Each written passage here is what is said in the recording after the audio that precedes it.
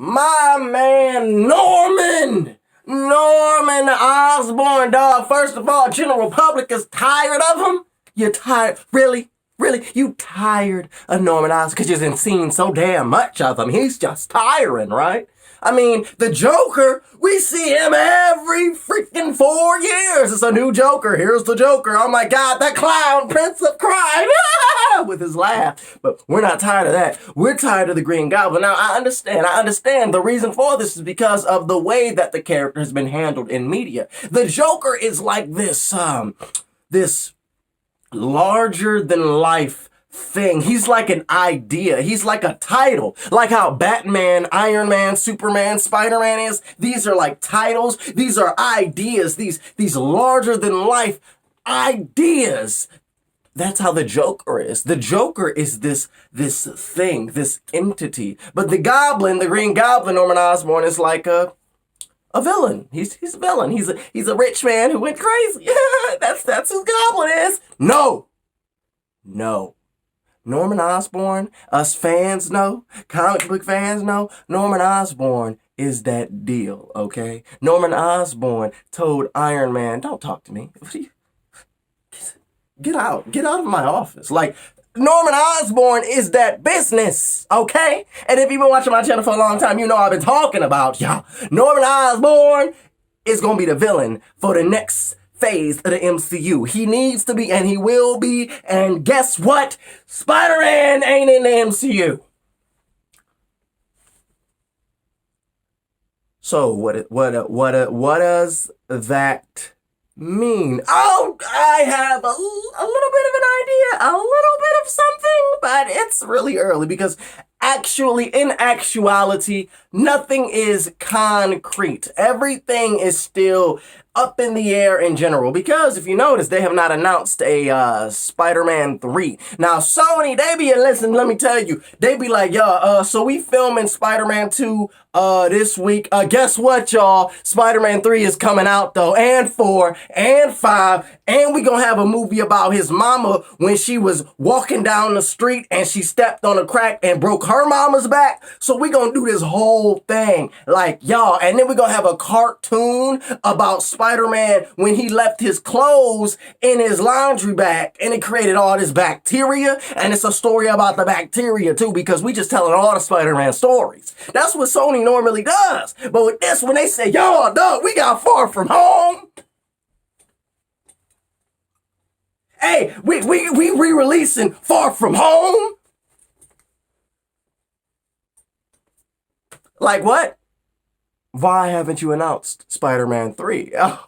Oh, because things are still up in the air. Tom Holland's talking about, y'all, Spider-Man's in safe hands with Sony, and I'm very proud of being a part of Marvel. They changed my life, but Sony, we're gonna do the good thing. And if you saw Far From Home, it shows the skill and talent of Sony, and we're gonna do great. But again, Sony ain't announced no Spider-Man 3. Why? That is funny to me, because things are still up in the atmosphere, up in the air. These companies are still conversing. Nothing is like concrete. Everything is just rumor and conjecture until otherwise proven differently. But Norman Osborn is a villain that is like the bane of Spider-Man's existence. Like, he is he and Otto Octavius are like mirrors of Peter Parker.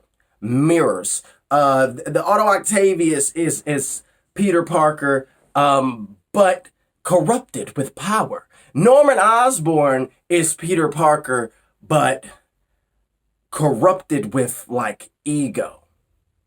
Corrupted with ego. Like, I think of Norman Osborn as like, he's like Tony Stark, except, Tony Stark will talk about you and then keep it moving. Like, Norman Osborn, he's not going to talk about you. He's going to say one thing to try to crush your soul and then tell you to get out.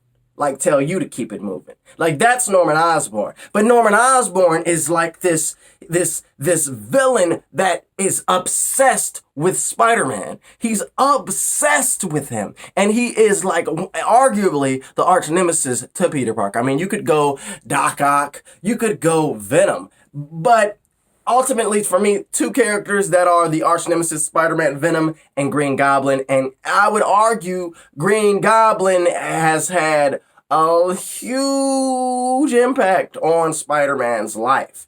And in the comics, he had a huge impact on the entire, like, Marvel Universe. So, if they can't use Norman Osborn in the MCU, Sony is definitely going to use them in their Spider-Man CU, and they're definitely going to give him his own film. How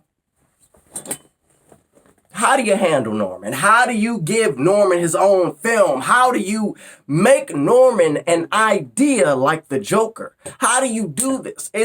It's very, I think, simple.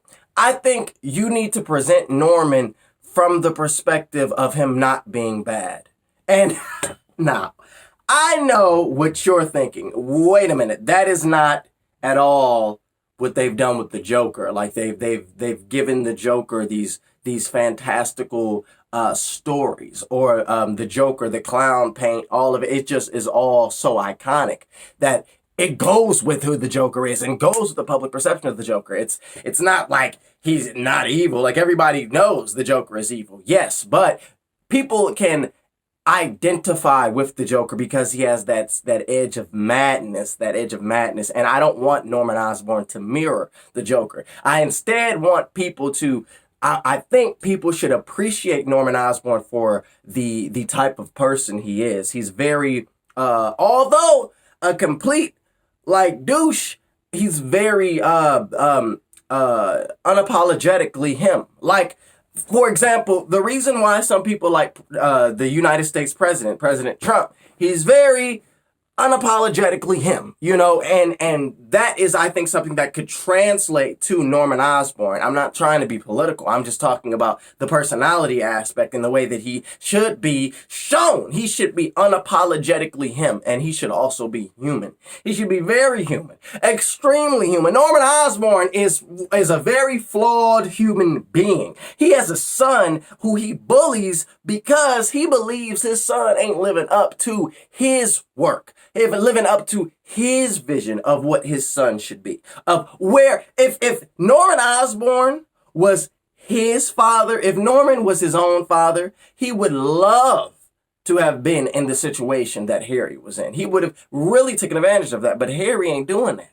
Harry ain't doing that. So why should Norman Osborn want to like nurture his ungrateful ass son when he didn't gave his son all the world, you know?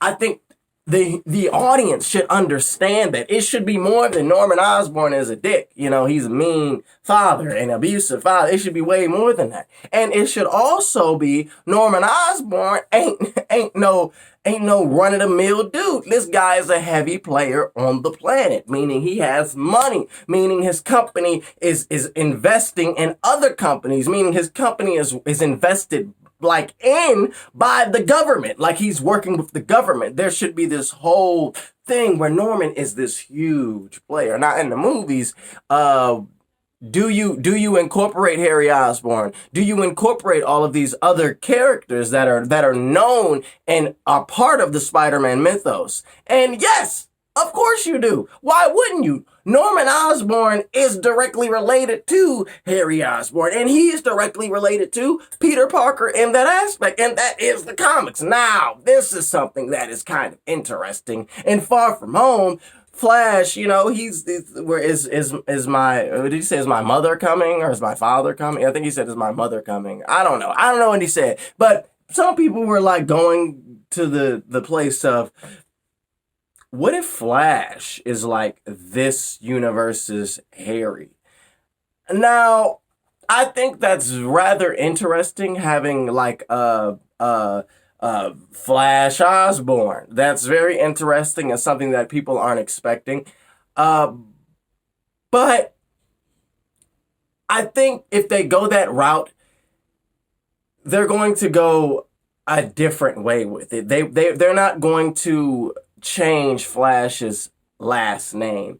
I think even though they did that with Liz Toombs or whatever, they didn't even mention her last name. But I think they would go the route of subduing the audience's their idea anyway. They're going to try to change the prediction that people would have, the hypothesis that people would have, and they would go on about the way of having Flash Thompson probably being adopted by Norman Osborn because his son ain't ish, so maybe Flash can be some. But Flash is a bully because of all of the issues that he's had. You know, he's adopted by this rich family. His stepbrother probably don't care about him. His stepbrother ain't even thinking about him. And his adopted father ain't really around, you know. For Flash, you know, he's probably trying to live up to his adopted father, Norman Osborn's idea of what it is to be a good son by doing all of these things, by being on the debate team, by being a smart kid, a nerd. But he has so many issues, so he bullies. He bullies Peter. He bullies Ned. But nobody really cares because at the end of the day, he's a hurt kid. He's a hurt kid, you know. I think that Flash could be related to Norman, but they're not going to go the route of Flash Osborn per se. And if they do, probably adopted. I don't think Flash is going to take the place of Harry Osborn, and I think Harry Osborn will be introduced. What you do though, you slowly introduce Norman as the villain. Slowly. You introduce Norman as a big player. You introduce Harry Osborn in a later film with Peter going to college, and that's where he meets Harry. That's where he meets Gwen. Things like that. Slowly progress the story. When Peter meets Harry, Harry is in school because his dad wanted him to go to school. Flash go to the same school, but you know, like, Norman ain't caring about Flash. Norman ain't caring about that. Harry went to school. My son went to school. And maybe Peter and Harry have a relationship because of that. And Flash can become a more important, integral part of the story because Peter meets Harry, who ends up being Flash's adopted, Flash ends up being Harry's adopted, brother. And then you find out more about Flash and things like that. And you find out about Harry and you find out about this Norman and you maybe don't even see Norman. Maybe it's the first movie where we're introduced to Harry. It's just Peter and Harry or Peter, Harry and Flash. And that conversation takes place. We learn about the idea of Norman Osborn and probably we have this picture painted of him that isn't necessarily the greatest thing. But what you want to do, what I would do is slowly bring forth the story in which Norman is the good guy. Norman is not the bad guy. Norman is against all of these superpowered beings because look at what things that happen. The fallout from Far From Home, I'm not going to say it's probably going to be corrected, but it probably will be a little corrected. I don't know if Peter Parker is going to have I'm Spider-Man and live his life like that. I'm sure there's going to be something that retroacts that or something that allows Peter Parker to be a normal person. I think they're going to go that route. I think everything that's happened so far is just because people aren't expecting that. And I think it's to tell an interesting story.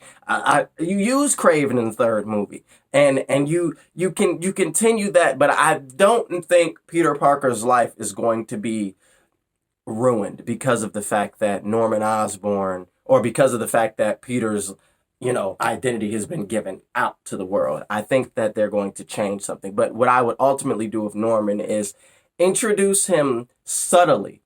Introduce him not as a villain and build him to be the baddie. I'm going to have a whole bunch more videos talking about Norman, but I just want to talk about Norman in terms of the film aspect. Norman needs to be that business because he is that business. And if you want to connect Flash to Norman, that's a good way to do it. It's an easy way to do it, and we get to learn a little bit more about Flash. And also, I think you introduce Harry Osborn and them being kind of related, even though not actually by blood, but them being related. I think there's an interesting dynamic that can happen with that as well. Say Peter gets real close with Harry, Flash, he ain't got no friends. They ain't in college. You by yourself. You was talking all this ish in high school. Now you can't say nothing. Yo, half brother, your brother that is your brother because you were adopted into his family. He don't really think about you like that. And your adopted dad don't really think about you like that. Your friends from high school don't really think about you at all because you was a little douche.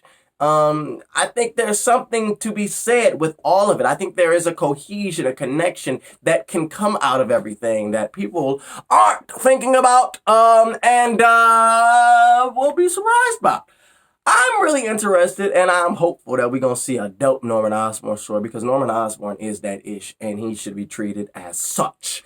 As always, I am Venom 2 Million telling you to hit the like button if you like the video, subscribe if you are new, and Twitter is down there. Peace, y'all. Peace! Venom 2 Million. Peace.